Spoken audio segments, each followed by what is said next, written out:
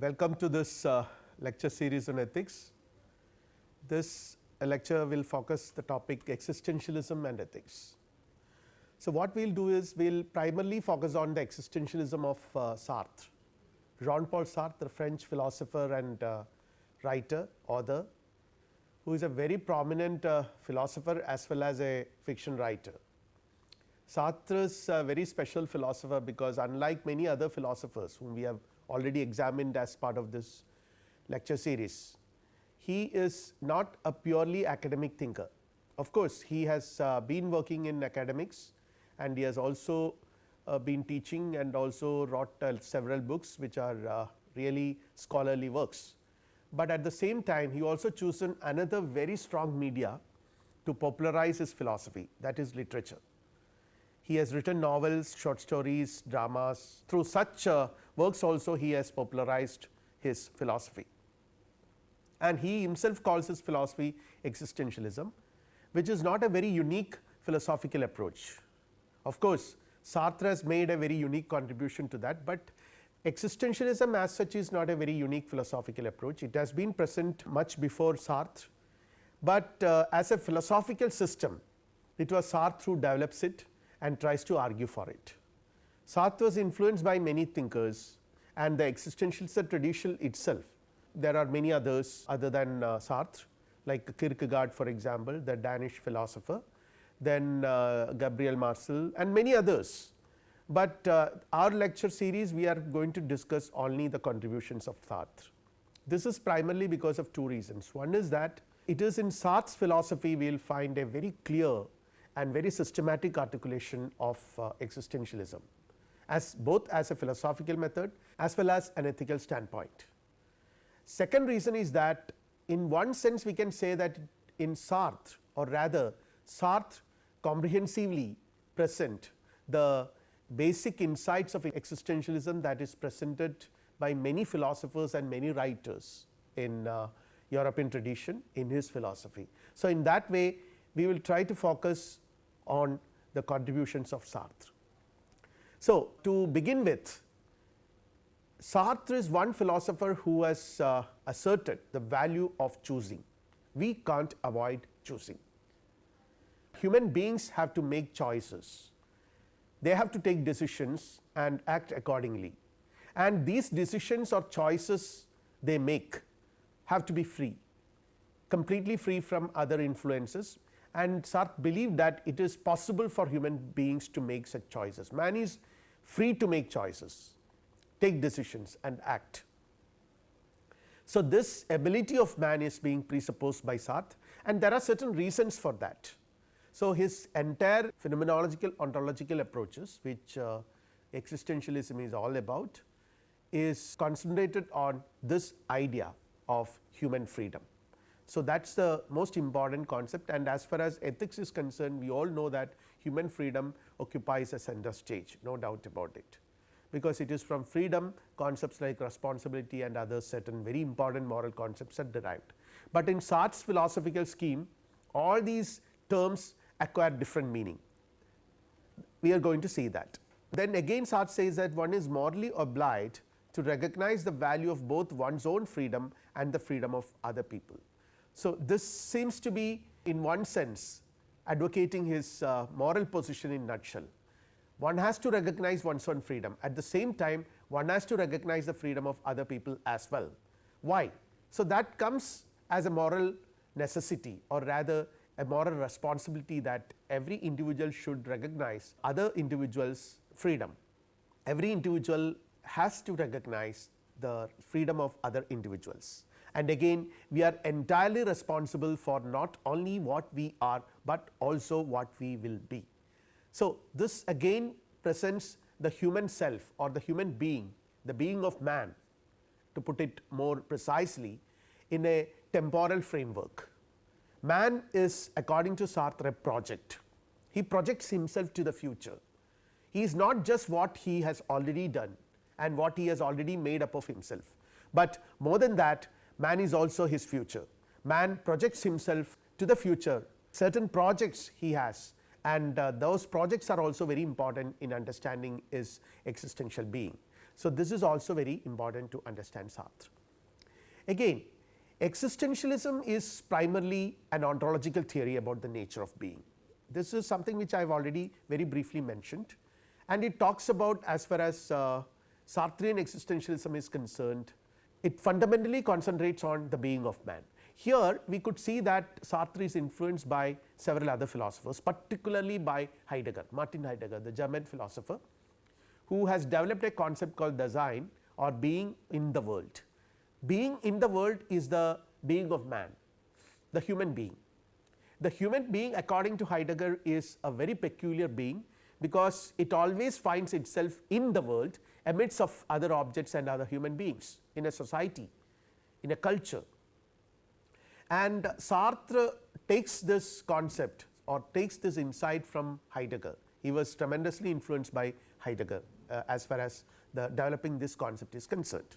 Again, man's being is also very peculiar according to Sartre, because in the case of man, the existence of man precedes its essence, unlike other objects. See, for example, in the case of a pen or a computer, it is not so. The computer's essence precedes its existence. First of all, the computer engineer would have had a design of the computer which he is going to make in his mind, or else the pen. There is a design already, the maker of the pen or the maker of the chair or the maker of the computer has a design in his mind, and by making it, by materializing it, he is actually bringing it out, what is already there in his mind. So, the essence has already existed, it preceded its existence. And you could see that all the pens which is made by a particular company under a particular brand, they all look alike. All the cars made by a particular company in the name of a particular brand look alike. All mobile phones, all television sets, all computers, everything look alike. But in the case of man, it is not so. In the case of man, according to Sartre, there is no such blueprint available prior to his existence. What man is, or what is his essence, is always determined by what he does, and through his action, through his life, and also through his projects. So, there is no way we can say that human essence is already fixed a priori before he has come into existence and before he has lived a life for himself, by taking decisions, by making choices, by exercising his freedom and also taking responsibility. So, all these things jointly make human existence very peculiar and unique, and human freedom is emphatically asserted, and hence we are all responsible for what we do. So, this is again something which makes man different from other creatures. No other creature is free like man. Man is the only being which has freedom, which can do whatever it wants, which can make choices about what it is going to do, which can design its own projects and what it is going to do with those projects. Everything man can decide. It is wrong to say that man has no freedom or circumstances lead man to do certain things. All these things, according to Sartre, are wrong. They all actually lead to a kind of bad faith in Sartrean terms. Again, we are also responsible for others. So, this is a very interesting concept which I will be discussing slightly later. Here he says that as far as his ethical theory is concerned, this concept seems to be very important.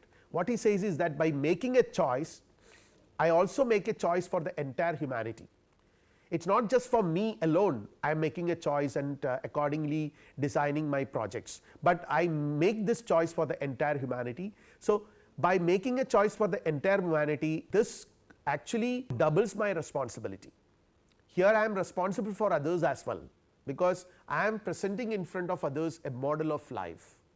So, these are all issues which we have to discuss when we try to understand the ethical framework which is projected by existentialism as far as Sartre is concerned. But before we get into all those details, let us see the background. I am not going to the details, I will just try to highlight the most important things. I have already mentioned the importance of Heidegger, the influence of Heidegger in Sartre's life, Sartre's intellectual life. And Sartre also belongs to the phenomenological tradition, so he was also influenced by people like Husserl and many others who were important figures in the phenomenological tradition. But Heidegger's influence is quite phenomenal, because it was Heidegger who first introduced, or rather problematized, the being of man with all the philosophical seriousness it deserves. The Dasein, being in the world, is such a concept. And Heidegger talks about authentic existence and inauthentic existence and many other concepts which later we would find expressions in Sartre's philosophy in a different way. But apart from that, we could also see that writers like Fyodor Dostoevsky, famous celebrated author, Russian philosopher and author. Actually, Dostoevsky is not an academic philosopher at all. He is a full-time author, writer, novelist and story writer. But Dostoevsky's novels and short stories were quite influential among all of Europe during 19th and 20th centuries. Even today they are quite influential. His classic works like Time and Punishment and Brothers Karamazov are still influential. And these novels, through these novels, Dostoevsky was presenting a very profound philosophical insight. He seems to be sort of problematizing the issue of sin, the whole concept, the whole dichotomy between good and evil through Christ and evil. And again, Dostoevsky also goes ahead with a lot of criticism of the 19th century European society. So, all these things have actually influenced many people, many philosophers and particularly Sartre. So, Dostoevsky is writing Christ and the Human Predicament. See, this is another very important aspect which Dostoevsky discusses in his writings. The whole idea of human predicament is being discussed, thoughts about the question about the existence of God and human destiny. See, in Karamazov brothers, for example, in his famous novel Brothers Karamazov, he takes up this particular problem, the existence of God, for discussion. Dostoevsky's writings, particularly the problem of human predicament, is taken for discussion, and this actually occupies a very central role in all his writings, all his novels. But then again, thoughts about sin, the question about the existence of God and human destiny, all these are very interestingly discussed by Dostoevsky. See, for instance, in his novel Brothers Karamazov, there is a whole section on the question of the existence of God. The two brothers, Alyosha and intellectual Ivan, they both are in a conversation and the question is existence of God. So, we will find a lot of arguments which an existential philosopher would later found interesting in Dostoevsky's writings itself. And entire existential movement was influenced by Dostoevsky. Then again, Nietzsche's ethics of self-creation, the death of God and the rejection of the ideas of freedom, agency and responsibility, these were also exerting phenomenal influence in the development of existential philosophy as a whole, and particularly on the ethical position advocated by existentialism in general, and particularly the idea of self-creation, because self-creation seems to be arguing that human beings have to exert their freedom and create themselves rather than allowing themselves to be created by someone else, either a metaphysical entity like God or something which is not there in their hand like human nature or other people in the society. So, fundamentally this concept of Nietzsche has been argued. Nietzsche actually was not trying to articulate or assert the importance of freedom in life, but Sartre has developed the concept of freedom from this, and he says that it is very important that we have to exert our freedom and write our own stories. Then again, the socio-political and historical events happened during the late 19th and 20th centuries, like the Second World War. This situation, the First and Second World Wars, which have taken place in the first half of 20th century, exerted very great influence on all the existential philosophers and all the writers, particularly Sartre. And it is in this context, most of them try to problematize the concept of freedom. And in one sense we can say that the existentialist ethics as a whole is an ethics of freedom. And this is what Sartre says about freedom: man is condemned to be free. There is no way he can escape from freedom. That is his situation. That defines his very existential situation, that he finds himself in this world where he is completely free, absolutely free. And he cannot say that I was bound with certain other things and all that. He cannot escape from freedom. So, Sartre claims that the human condition is actually characterized by finitude and situatedness. So, we can find each individual human being as uniquely situated with a certain historicity, with a certain peculiar freedom he or she enjoys, and again not being in itself, but being for itself. This is a very interesting concept, very important concept in Sartrean scheme of things, because he says that he divides the entire scheme of being into three: being in itself, being for itself, and being for others. And being in itself is the kind of being which objects like computers, books and pens have, where their essences are already decided a priori. Before they came into existence, their essence is decided. But being for itself is the peculiar being of man, where the essence is not decided prior to his existence, but only after he exists his essence comes to be decided by himself. According to Sartre, defines his own essence by a process of living, by exercising choices and freedom. And in the case of man, there is no fixed human nature. It is not just a creation of God, so that we can say that man is created by someone else. So, in the case of man, man's existence precedes his essence. And 20th century context is also very interesting, because the preparation of war, the two wars actually happened, and also the preparation for war. Every country is planning to wage a war against other countries, and the preparation of war and its rise of totalitarian regimes. Many totalitarian regimes have emerged in Europe, predominantly in Italy under Mussolini, and in Germany under Hitler, and many other places. But all these have actually raised very serious questions about the human predicament, the human existence, and the writings of Dostoevsky, as I already mentioned. Kafka is another very important influence on many of the existential philosophers, particularly on Sartre, and most importantly Nietzsche's atheistic philosophy of self creation, the hold of Christianity and other religions on the lives of men, lives of human beings in society. All these things create a very complex context in 20th century Europe. Now, we will straight away come to discuss very briefly the atheism and death of God, the concept of death of God advocated by Nietzsche, because this is highly influential in developing a peculiar existentialist ethics by Sartre.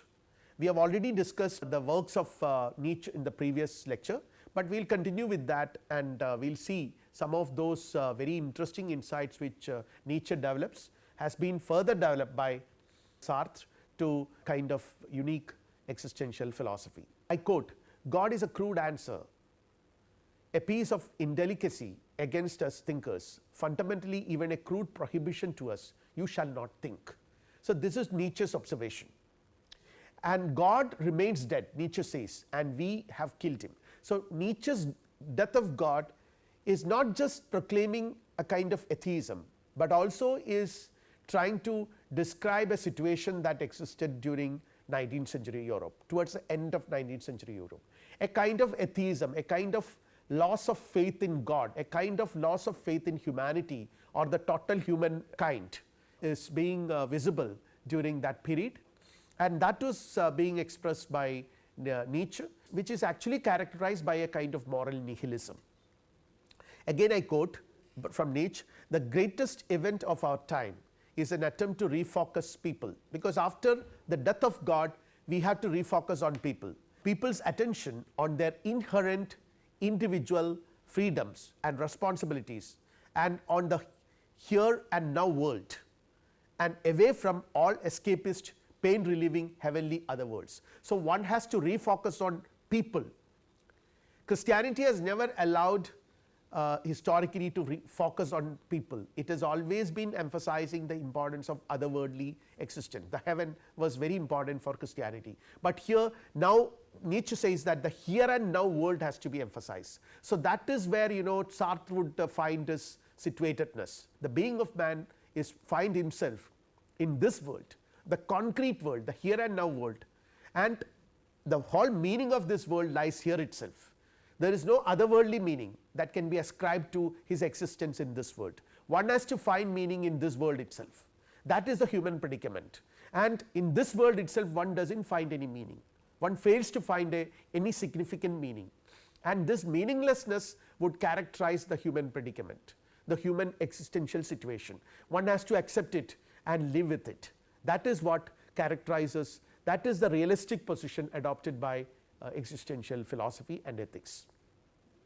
Again, about death of God, Nietzsche, I quote, "A godless world means that we are alone on earth and cannot resort to a deity to guide us or to absolve our sins, our responsibilities." So, we have no external guidance, we have to live in this world and find out our own path.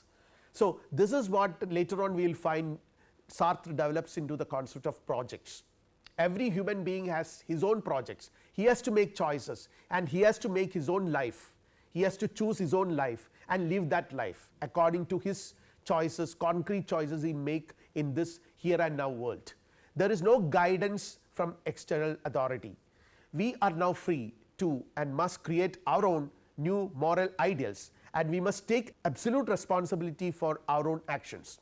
This can only be done by rejecting external metaphysical or religious ideals. Exactly the same insights we would find in Sartre also. Sartre also says that there is no God, he is a staunch atheist existentialist, and he says that man is condemned to be free. There is no guidance available from anywhere outside this world.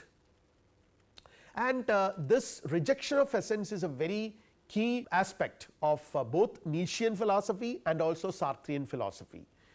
Humans have no essence, existence precedes essence. So, Sartre reaffirms this insight, existence precedes essence, because we have no essence, we exist and then create our own essence. There is no God who has created us and no human nature is there to determine us, and this idea, this fundamental idea ultimately leads to the rejection of an agency. This fundamental idea, this rejection of human nature, this rejection of the availability of an external agency has denied the possibility of a agent, the moral agent. See, for instance, when we have examined Kantian deontologism, we had seen that the concept of agent is at the middle, is at the center of Kantian deontologism. So, that is why Kant says that an oath implies a can. Everything is associated with the notion of an agent, the moral agent, the ultimate moral agent. And rejection of the concept of agent, this is what Nietzsche has to tell about it, which Sartre adopts. I quote, "Popular superstition divorces the lightning from its brilliance, viewing the latter as an activity whose subject is the lightning." So, there is a subject behind lightning, lightning from its brilliance. Okay, so, they are two, but actually they are not two, but superstitiously we believe so, they are two. So, does popular morality divorces strength from its manifestation, as though there were behind the strong a neutral agent free to manifest its strength or contain it. This is a fundamental mistake according to Nietzsche. There is no being behind the doing, acting and becoming. According to him, there is no such moral agency as Kant and other moralists have condemned. Since the idea of moral agency is deconstructed, the whole idea of human nature is also deconstructed. And again, the tendency to find an agent has its origin in our linguistic habits according to Nietzsche. It presupposes the availability of something like fixed human nature supplemented by a unique character. So, normally when we use language, when we talk about morality, when we make pass such judgments about value judgments, we make this mistake, this linguistic habits. Nietzsche says that the variability and changeable nature of man's character is very important in understanding his real nature, the variability of his character and the changeable nature. So, there is nothing called a fixed human nature to which we can point to when we talk about agency. So, Nietzsche goes ahead by decentering the agent. He says that in morality man treats himself not as an individuum, but as a dividum. So, this is exactly what happens in morality. We have seen in previous lectures that one of those characteristic features of morality is that it is always other regarding, or rather one of the assumptions of any moral framework is that it needs to be other regarding. So, there is a certain amount of sacrifice involved in morality, that we have a concern for other people. But now Nietzsche is trying to argue that such a thing is a bogus concern. There is no such concern, it is hypocrisy. He says that what happens when a person commits or a person performs a sacrifice is that he divides himself and sacrifices one part for the other. He is not actually sacrificing himself for someone else outside him. He is actually making a division. He divides himself and sacrifices one part for the other part, because the other part is more important for him. Man loves one part more than the other and sacrifices the other for one he loves more. And he gives an example here where the myth of a benevolent moral act, he takes the example of the mother sacrificing her sleep, her other pleasures for the child. A mother gives her child what she takes from herself, sleep. She simply loves something of herself, the child. The child is actually not considered as something which is entirely different from herself. She considers the child as part of herself and then something else of herself. So she sacrifices one part of herself, which is the sleep, for the other, which is a child, not for something else that lies external to her, but one part is considered by her as more important than the other part. So there is nothing called a benevolent moral act. Her action need not to be seen as a benevolent moral act where one acts selflessly. So there is nothing called benevolent selfless action, which many moral traditions try to highlight. Again, he says that the seat of morality is not God or human nature according to Nietzsche, but it cannot be found in the rational nature of the human self, as Kant and many others have contended. All true noble morality grows out of triumphant self assertion. So here we could see that, which later on developed by Sartre as an ethics of self creation, as an ethics of self assertion, an ethics of self centered selfishness. Here we can find an ethics of self creation, which actually Sartre develops further based on what Nietzsche has contended. Now Nietzsche also talks about these two concepts, the free will and moral responsibility, which are at the center of all moral debates. Most of the moral ethical traditions have considered these two concepts as very important. Here we take the effect to be the cause. This is what he says. The effect is conceived as cause by us. So what happens here is, according to Nietzsche, is that we consider certain acts, good or evil, on the basis of the benefits or harmful consequences. So not on the basis of the motives that led to such acts, but on the basis of this factor strike us first. Then we then forget the origin of these terms and imagine that the qualities of good or evil are inherent in the actions themselves. So this is the confusion. So we take the effect for the cause. We then link responsibility with the free will of a person, and then afterwards the predicate good and evil will be applied to the whole nature of man, and now he seems to be responsible for his actions. So this is how the whole concepts of free will, moral responsibility, good, bad, evil, all these things have derived by moral traditions according to Nietzsche. So he thus brings out the myth of responsibility. A person's nature itself is a consequence of the elements and influences of past and present things. He cannot be held responsible for anything. The history of moral feelings is a history of an error called responsibility according to Nietzsche. But Sartre's theory is slightly different here. He talks about responsibility. Of course, there is no opposition between Nietzsche and Sartre. Nietzsche's opposition to the concept of moral responsibility functions in a different way.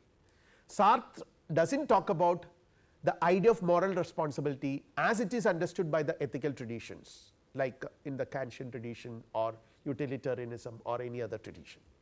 Sartre has a different concept of responsibility. His concept of responsibility is associated with the kind of boundless freedom which every human being, according to him, by nature enjoys, because in the case of man, existence precedes essence. He says that a radical form of atheism is immanent, it is inevitable for Sartre's philosophy, which amounts to the rejection of human nature and the existence of God. Because the problem with the idea of God is that if God exists, then you are conditioned, then you are not free, then you are bound. You have a creator, you are answerable, you are accountable for everything.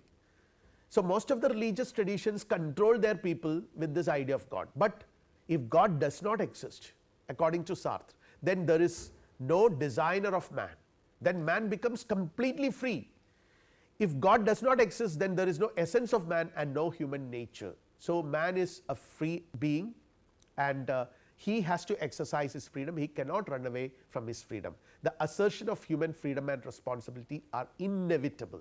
Once you are free, you have responsible for your actions. That is why Sartre says that man is condemned to be free, because responsibility often is a pain.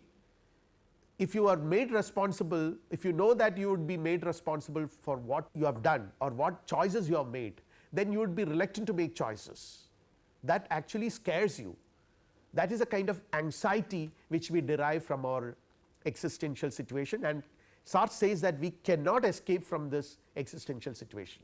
That is inevitably going to be there. The notion of authentic existence is also there, because existence, to be authentic, has to recognize this freedom, has to recognize the situatedness, has to recognize this existential condition which is finite and which is absolutely free, which of course implies very strong responsibilities for the choices which we make. And the meaning of responsibility in the Sartrean scheme of things is this, I quote, "In creating the man that we want to be, there is not a single one of our acts which does not at the same time create an image of man as we think he ought to be." So, when we make a choice what we want to be, and we live a life or we make our own life possible in a certain way, we are actually creating an image for ourselves. There is not a single one of our acts which does not at the same time create an image of man. So, it is not that we are creating an image of ourselves, but we are actually creating an image of man in general. In choosing our own ethics, we make ourselves, we cannot abstain from choosing. So, by making a choice, by taking decisions and by acting, we make ourselves, we create ourselves.